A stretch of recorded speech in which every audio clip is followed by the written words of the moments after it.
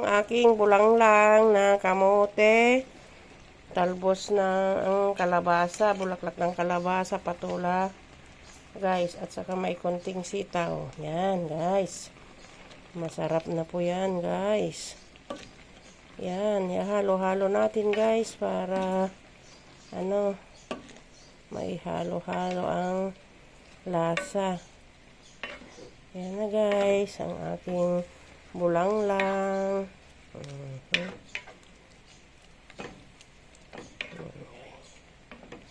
Yan, guys, ang aking bulanglang na gulay. Sari-saring gulay yan, guys. Masarap.